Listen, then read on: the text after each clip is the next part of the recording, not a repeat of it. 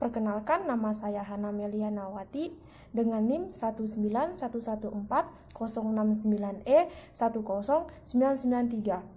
Saya mahasiswa Akademi Keperawatan Bethesda Serukam tingkat 2 semester 4. Baiklah, di sini saya ingin melakukan pemeriksaan fisik pada anak yang bertujuan untuk mengetahui keadaan fisik pada anak tersebut.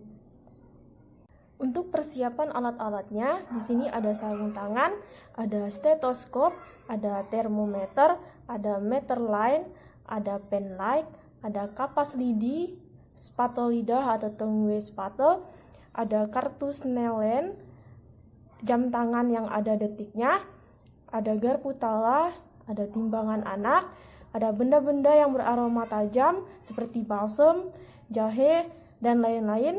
Ada benda-benda perasa seperti gula, garam, dan lain-lain. Baik, di sini kita lanjut untuk persiapan pasien. Nah, di sini kita harus menjelaskan prosedur dan tujuan tindakan kepada anak atau orang tua pasien. Lalu di sini juga kita harus mengatur posisi pasien tersebut senyaman mungkin. Kemudian yang selanjutnya di sini ada persiapan lingkungan. Nah, di sini ada pengaturan ruang atau tempat yang dimana kita menutup sampiran atau tirai untuk menjaga privasi anak atau orang tua. Nah, untuk yang selanjutnya kita masuk ke tahap pelaksanaan. Nah, di sini yang pertama kali yang kita harus lakukan yaitu mencuci tangan terlebih dahulu. Kemudian kita nilai keadaan umum dan kesadaran dari pasien tersebut. Seperti kita mengkaji penampilan dan kemampuan pasien saat beraktivitas. Kemudian kita nilai anak secara keseluruhan, besar atau kecilnya, ukuran tubuhnya, proporsional atau tidak. Sini juga kita kaji adanya penggunaan alat medis atau tidak, seperti infus, NGT, dan yang lain-lain. Dan kita juga kaji tingkat kesadaran secara kualitatif dan kuantitatif dengan memberikan rangsangan motorik, verbal, dan respon membuka mata. Selanjutnya kita masuk ke pemeriksaan antropometri. Nah, di sini yang pertama kali kita lakukan yaitu timbang berat badan anak. Yang selanjutnya kita ukur panjang badan, lingkar kepala, lingkar dada, dan lingkar lengan pada anak tersebut.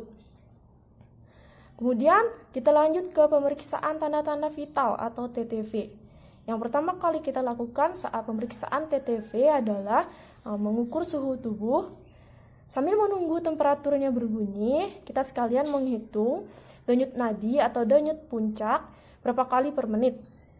Dan menghitung pernapasan berapa kali per menit menggunakan jam tangan yang ada detiknya. Kemudian yang selanjutnya, kita mengukur tekanan darah. Kita lanjut ke kepala. Di dalam kepala ini terdapat 3 bagian yang harus kita deteksi. Yang pertama ada rambut. Nah, di sini di dalam rambut ini kita harus perhatikan bagaimanakah warna dari rambut itu sendiri. Bagaimanakah kualitasnya, bagaimanakah ketebalan pada rambut anak itu sendiri. Dan bagaimana distribusi atau kelembapannya pada rambut anak itu. Lalu masuk ke kulit kepala.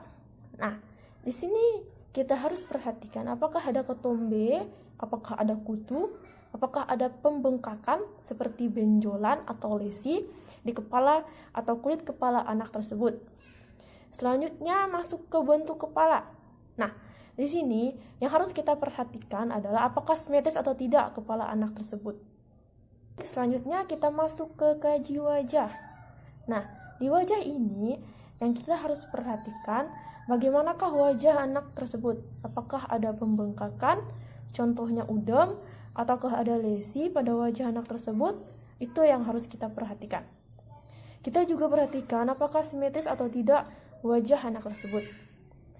Selanjutnya kita kaji fungsi saraf kelima atau trigeminus, yang dimana kita menganjurkan pasien untuk memejamkan mata dan kita menorehkan kapas pada wajah, dan kita juga kaji fungsi saraf ketujuh atau facialis, yang dimana kita meminta pasien untuk melakukan angkat alis, kerutkan dahi, tersenyum, meringis, dan gerakan mengunyah.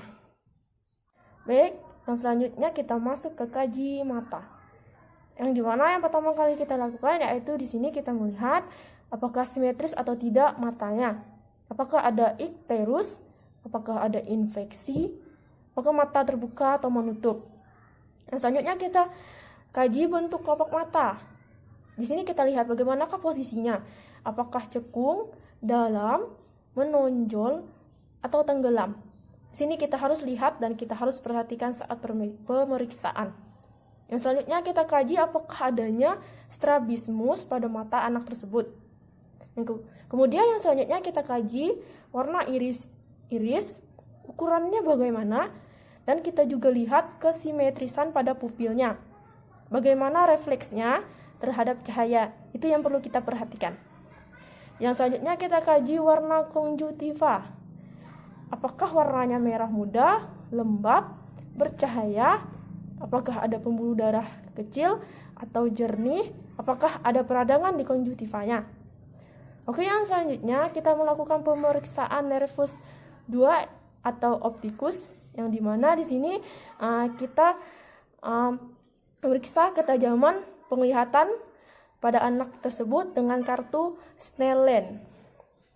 Dan selanjutnya kita melakukan pemeriksaan nervus ketiga atau oculomotoris, nervus keempat atau trochlearis, nervus keenam atau abdusen, yang dimana kita meminta pasien menggerakkan bola mata ke atas, ke bawah, dan ke samping. Yang selanjutnya kita juga melakukan pemeriksaan nervus 5 atau trigeminus, yang dimana di sini kita memeriksa refleks dari kornea anak tersebut. Kita lanjut ke bagian hidung. Nah, di dalam hidung ini yang harus kita perhatikan bagaimanakah ukuran, bentuk, atau posisi hidung tersebut. Apakah simetris atau tidak? Apakah ada atau tidak ada jembatan hidungnya? Jika tidak ada, diduga sindrom Down. Kemudian, kita gunakan spekulum atau senter atau penlight untuk melihat pembuluh darah mukosa, sekret, polip, atau deviasi septum.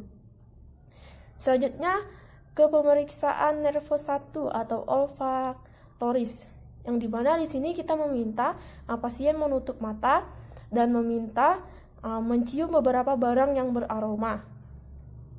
Kita lanjut ke mulut.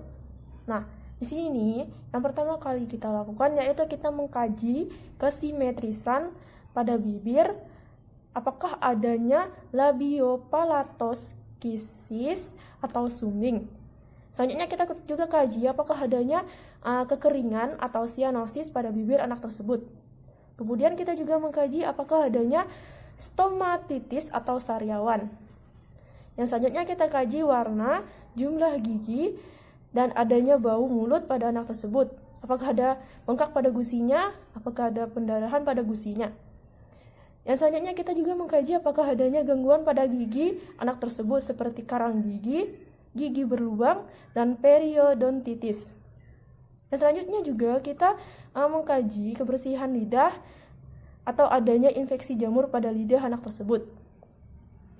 Yang selanjutnya kita melakukan mengkaji fungsi nervus 7 atau facialis, yang dimana kita meminta pasien memejamkan mata dan sebutkan jenis rasa yang kita berikan pada lidah anak tersebut. Yang selanjutnya kita mengkaji kondisi tonsilnya, apakah adanya kemerahan dan pembesaran tonsil. Yang selanjutnya kita mengkaji apakah adanya kemerahan pada faringnya.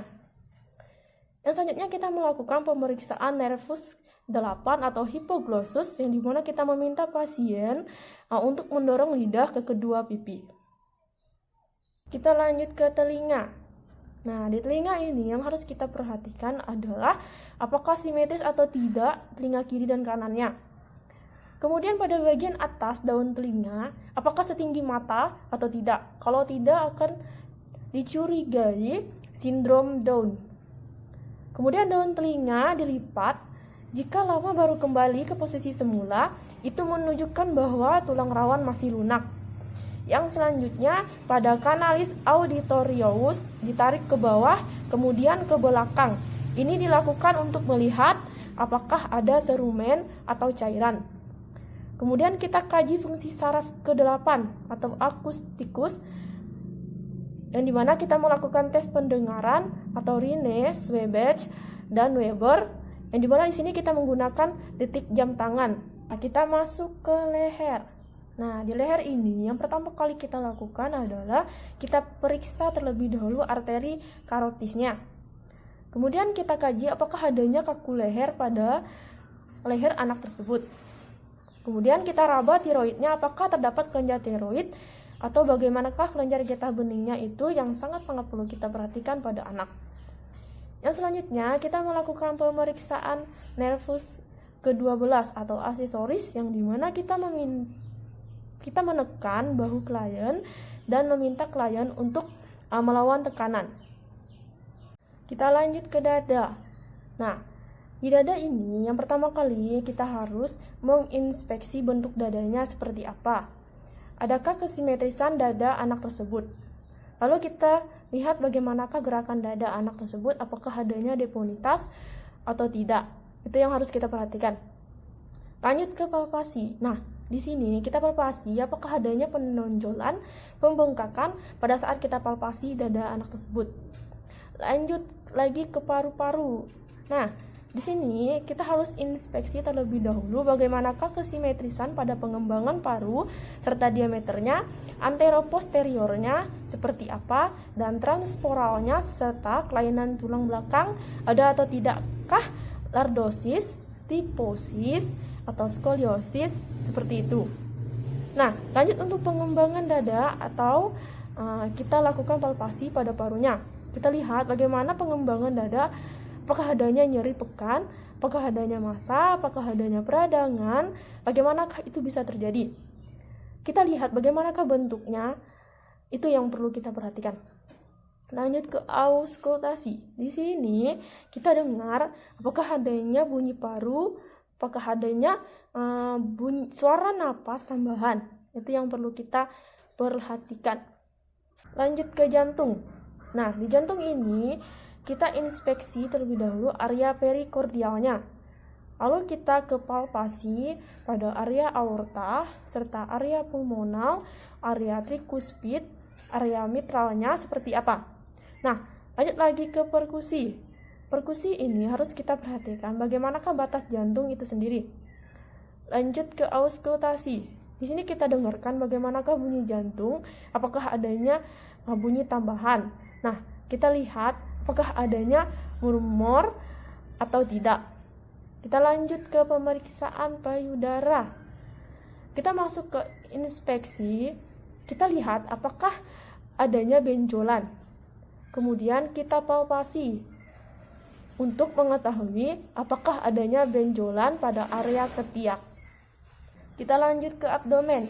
Nah, di abdomen ini kita inspeksi terlebih dahulu. Kita lihat bagaimanakah kulitnya, bagaimanakah bentuknya, apakah datar, buncit, atau cekung.